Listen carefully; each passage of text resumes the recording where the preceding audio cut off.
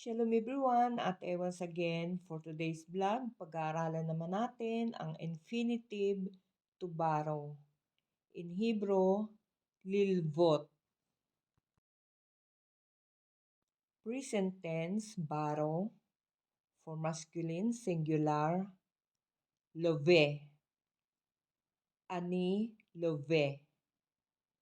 Ata, love. Hu, love. Present tense, borrow. For feminine, singular, lova. Ani, lova.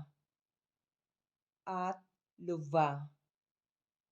He, lova. Present tense, borrow. For masculine, plural, or mixed gender, luvim. Anachnu, luvim. Atem, luvim. Hem, luvim. Present tense, borrow. For feminine, plural, luvot. Anachnu, luvot. Aten, luvot. Hen, luvot. For past tense, borrowed. Laviti. Lavita. Lavit. Lava.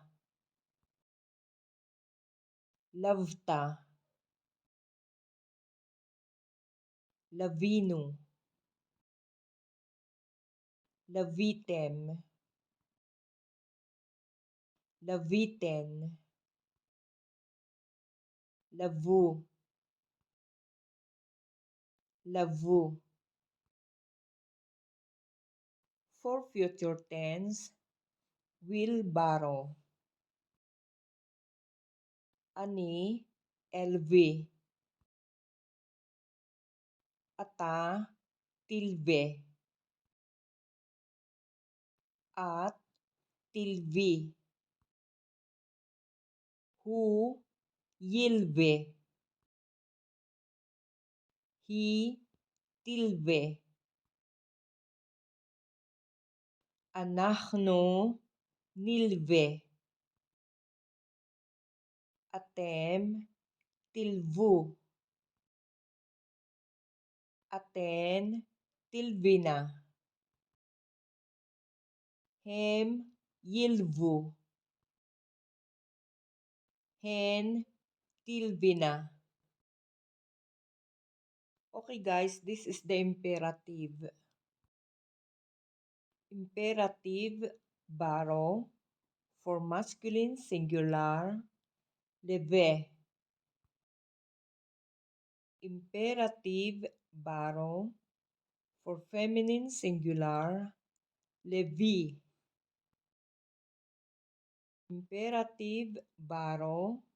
For masculine, plural, levu.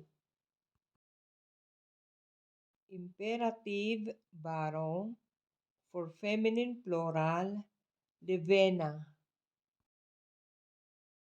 Okay, this is the end for today's vlog. Enjoy to learn Hebrew and please don't forget to like, share, comment, and subscribe. At huwag pong kalilimutan i-click ang notification bell para lagi kayong manotify kapag may bagong upload na videos. Maraming salamat sa panonood. See you on my next vlog. God bless you all.